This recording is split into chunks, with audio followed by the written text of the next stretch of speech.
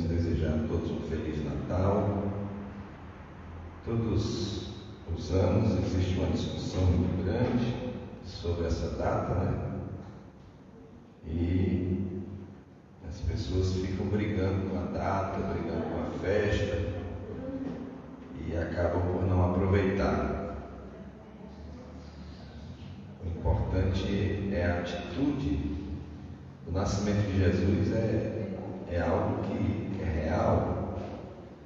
E se nós não sabemos a data, existem pessoas que não sabem a data que nasceram, nem por isso deixam de comemorar porque nasceram. Jesus sabe a data que ele nasceu, nós é que não sabemos, né? Então, ficar brigando com a data não vai nos ajudar. Está registrado no Evangelho de Jesus, segundo escreveu Lucas, no capítulo 2, o nascimento de Jesus, que diz assim: naqueles dias saiu um decreto da parte de César Augusto, ordenando o recenseamento de todo o mundo habitado. Este primeiro recenseamento foi feito quando Quirino era governador da Síria.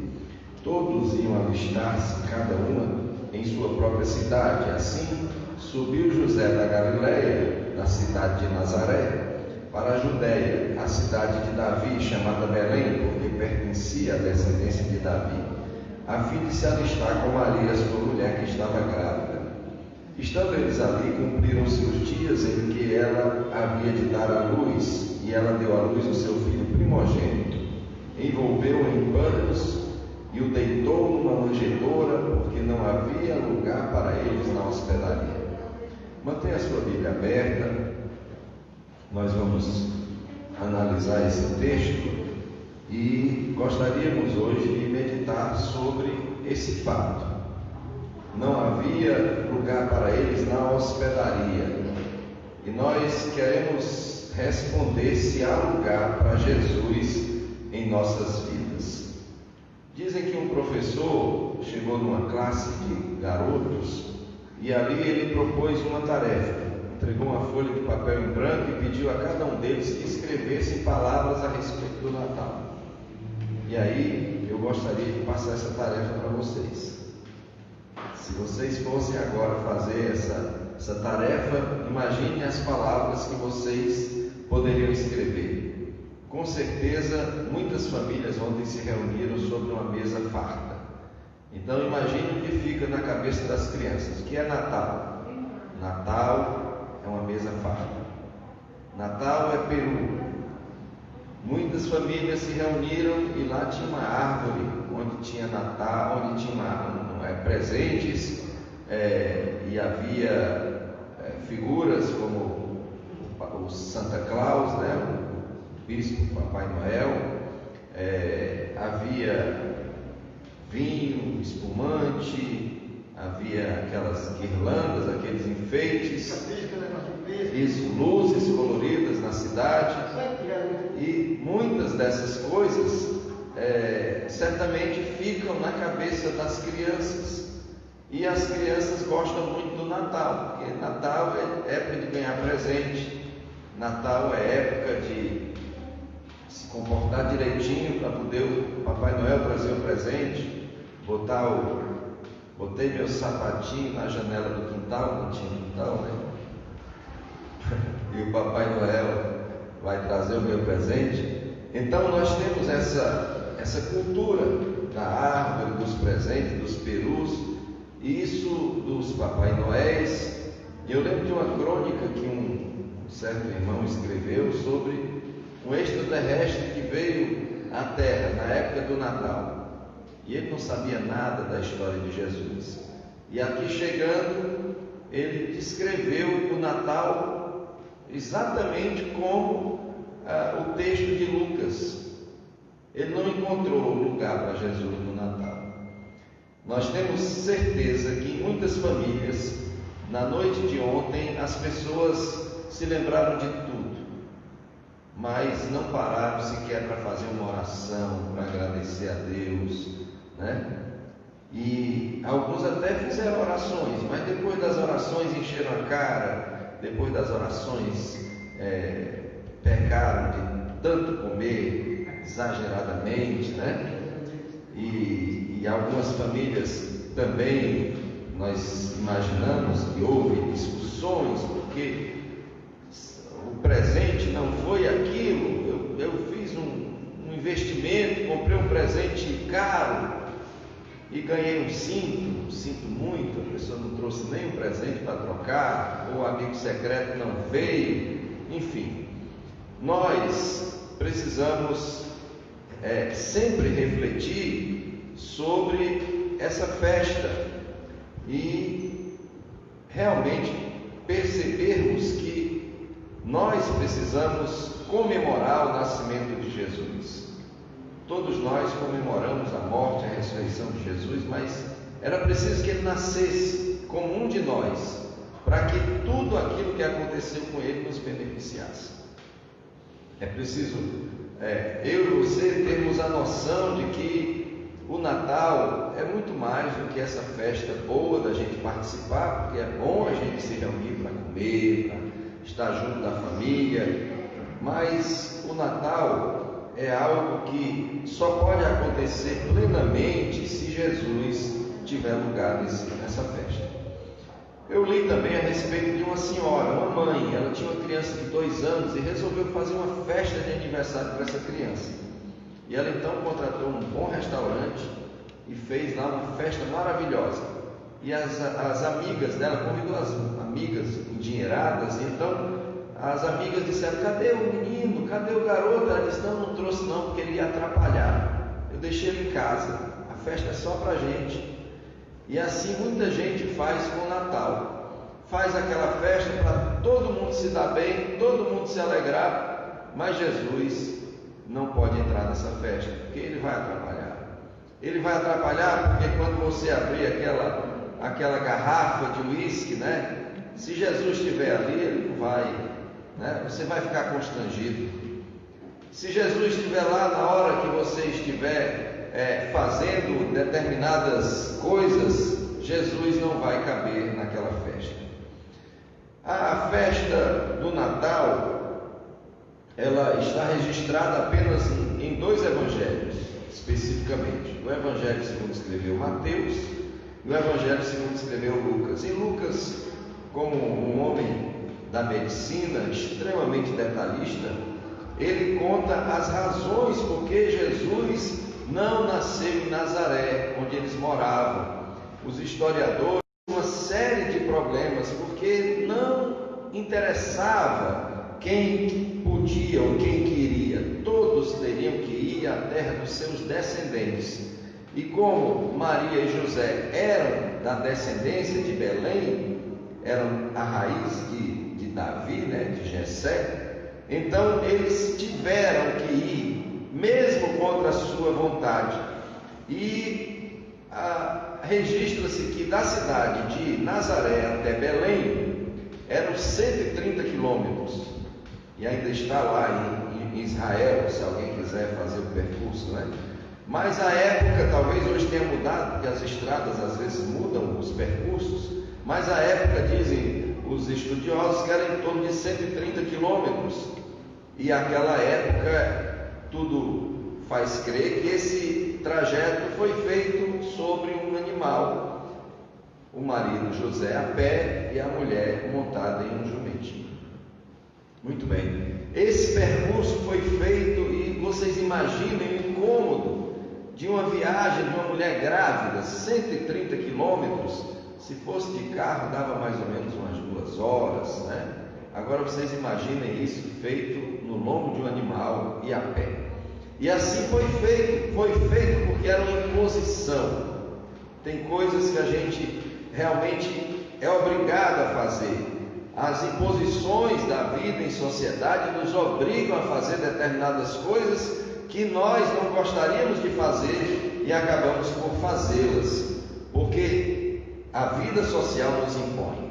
No momento nós estamos aí discutindo, alguns estão discutindo sobre essa história da vacina, se as pessoas serão obrigadas ou não, e o Supremo Tribunal disse que as pessoas terão que fazê-lo, né?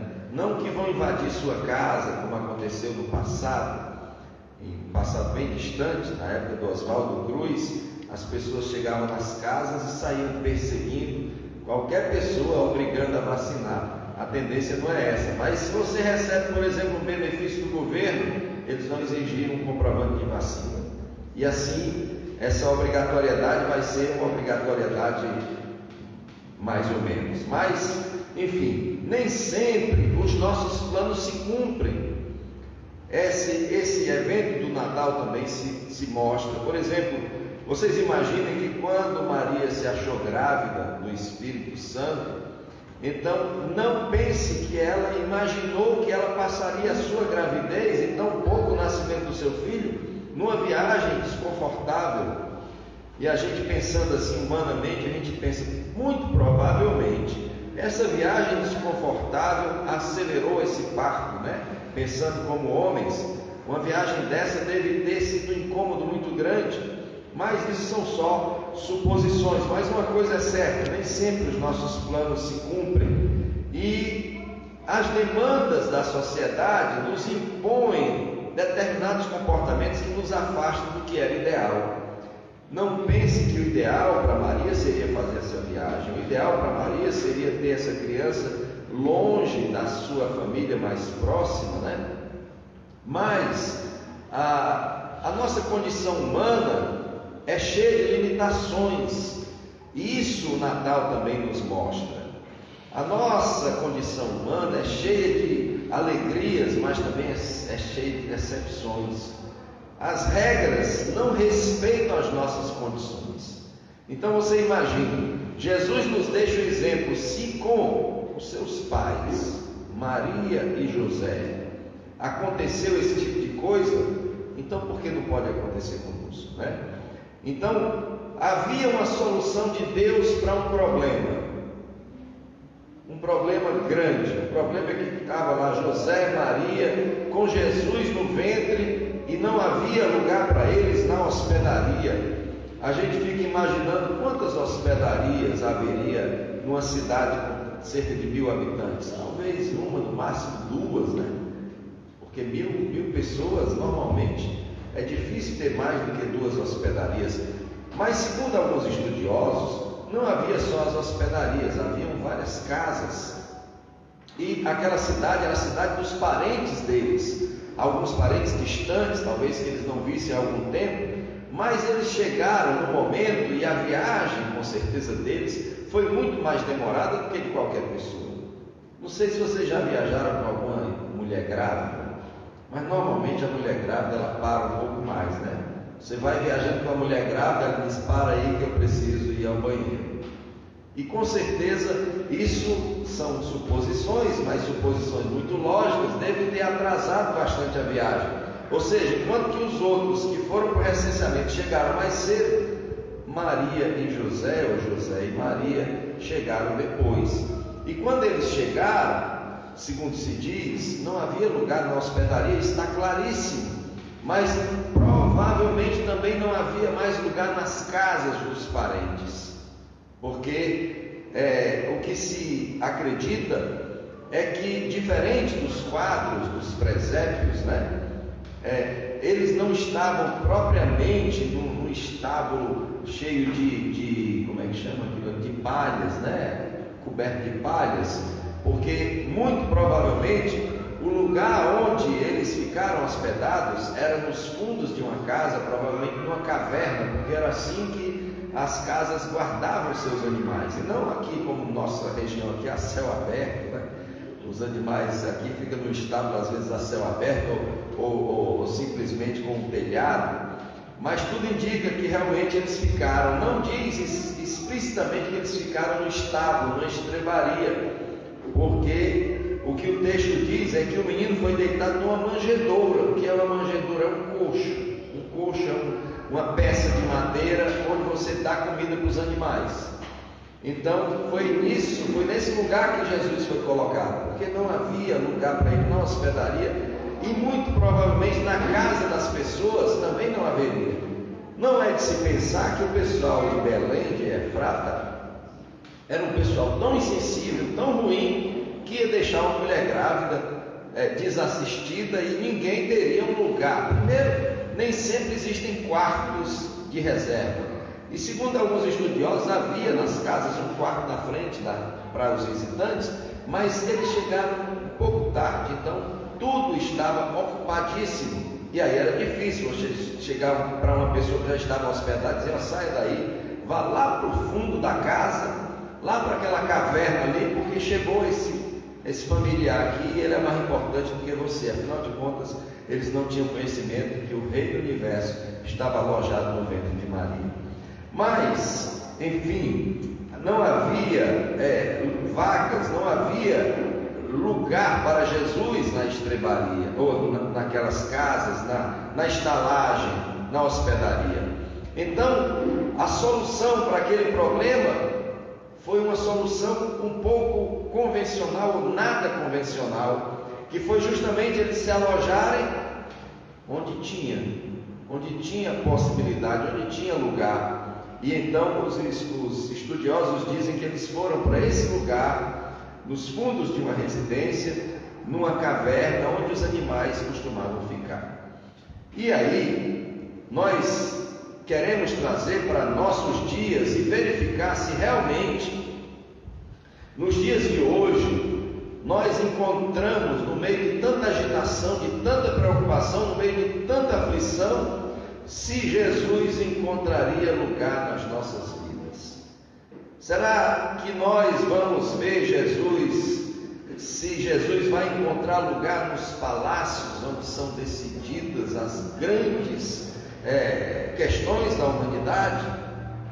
A gente olha para as grandes decisões da humanidade que são feitas nos palácios. Quando eu falo de palácios, estou falando de palácios de governo, seja em qualquer esfera do governo.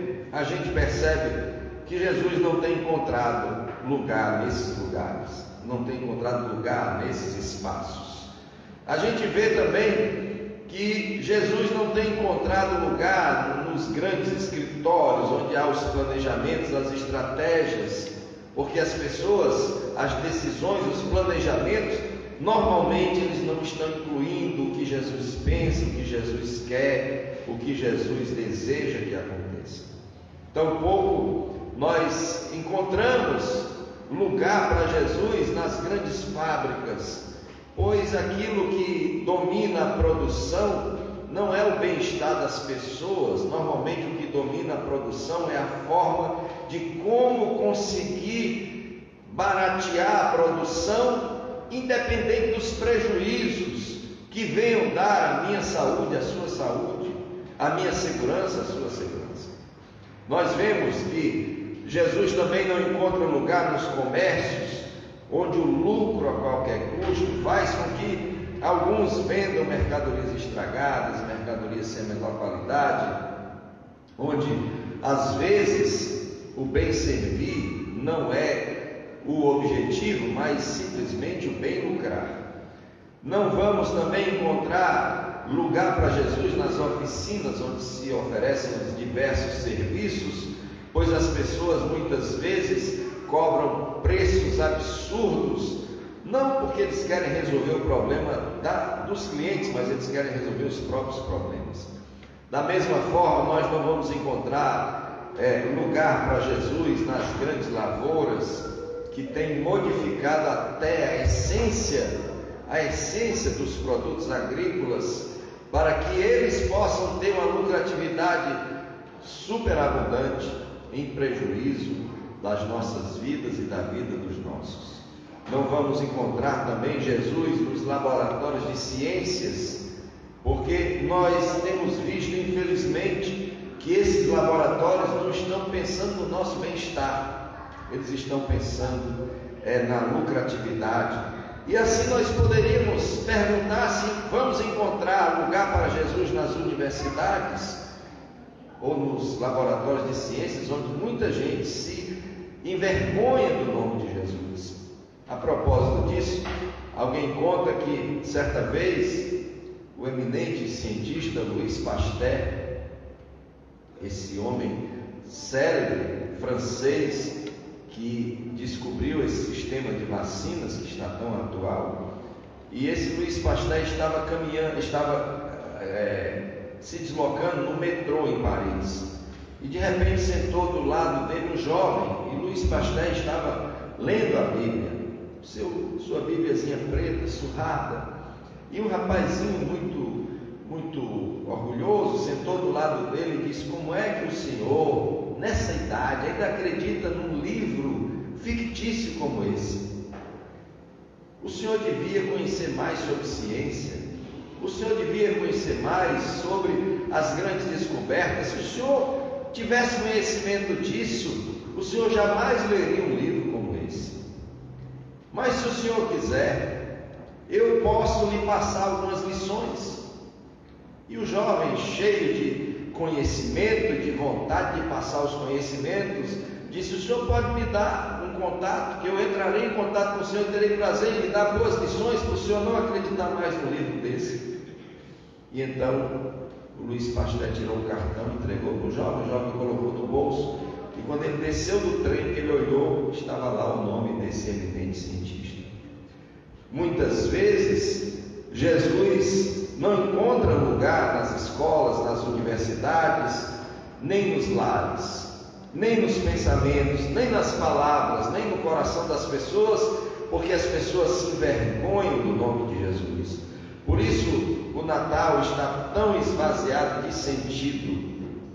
Por isso que, infelizmente, do mesmo jeito que aconteceu em Belém de Efrata, lá em Israel, naquela época, ainda nos dias de hoje, assim como não houve lugar para eles na hospedaria, nos dias de hoje também não há lugar para Jesus nos corações. É muito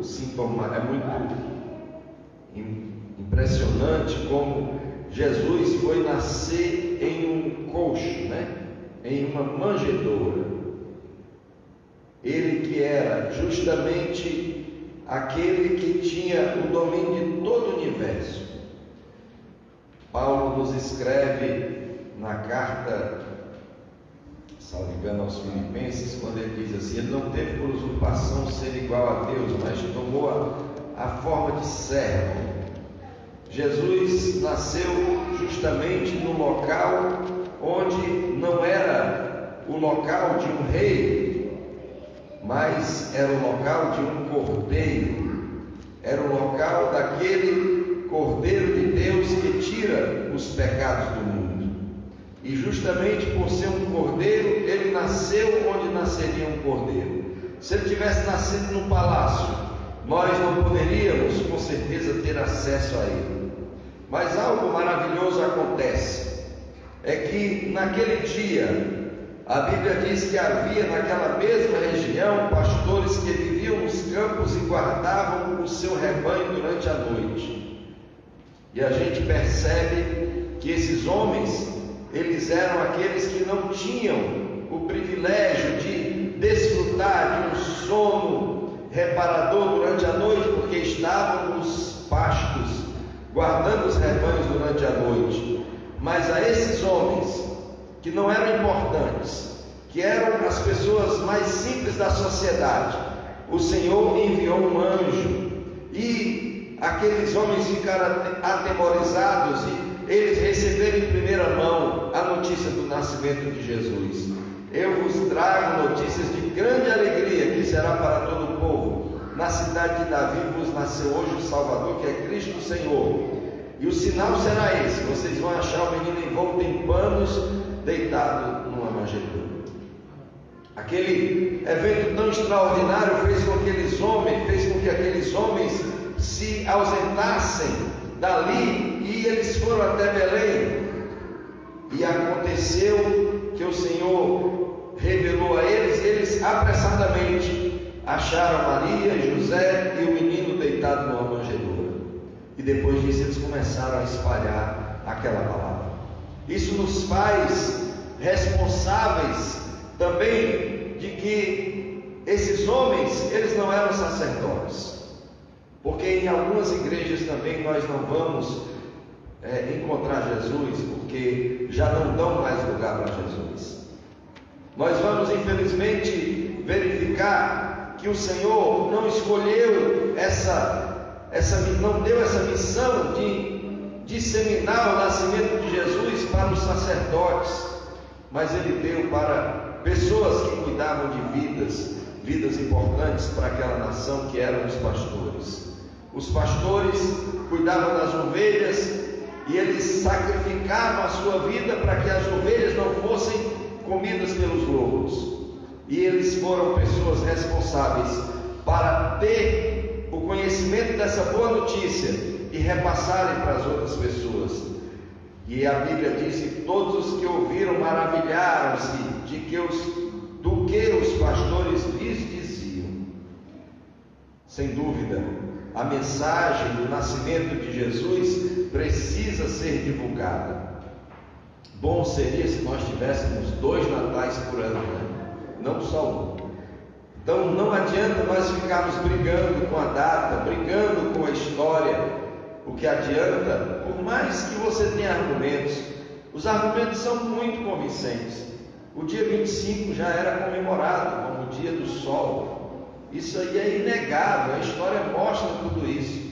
Mas hoje, mais uma vez, nós vamos ver que o problema não é o dia, o problema não é a data, o problema é que as pessoas estão tirando o aniversariante do seu aniversário, estão substituindo o aniversariante por outras coisas, porque infelizmente não se encontra lugar para ele no dia do seu aniversário.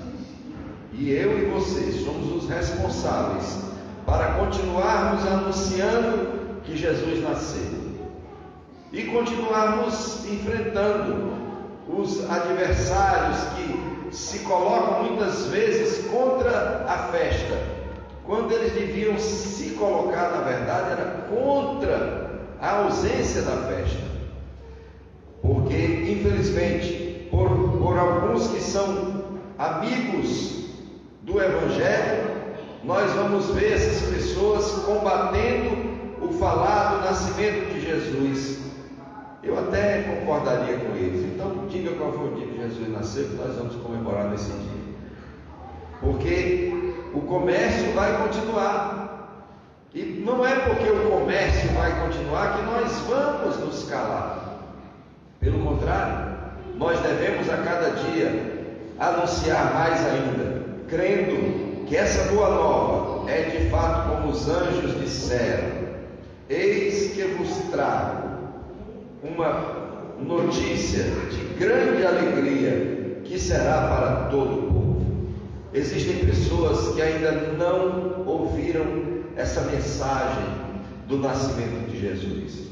E alguém vai dizer: mas pastor, todo mundo sabe, dia 25 é o dia do nascimento de Jesus. Mas qual foi o Jesus que essa pessoa conheceu? É justamente o Jesus que nós conhecemos que essa pessoa precisa conhecer. Essa pessoa precisa conhecer não aquele Jesus menino, porque o Jesus menino muita gente já conhece. Mas o Jesus que nós conhecemos, ele nasceu no dia 25, mas ele não é mais um menino.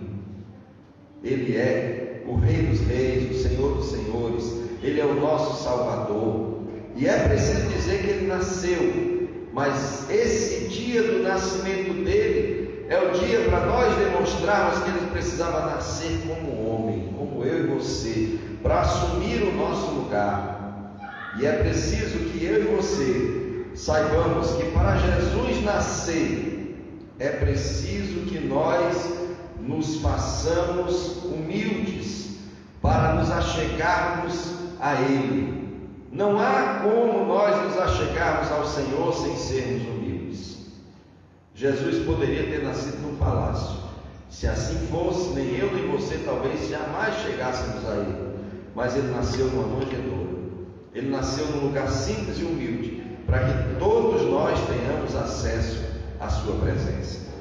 E assim como nós tomamos conhecimento dessa notícia de grande alegria, nós devemos seguir o exemplo desses pastores que divulgaram a palavra que acerca do menino lhes fora dito, e esperar que as pessoas que ouçam se maravilhem daquilo que nós estamos dizendo.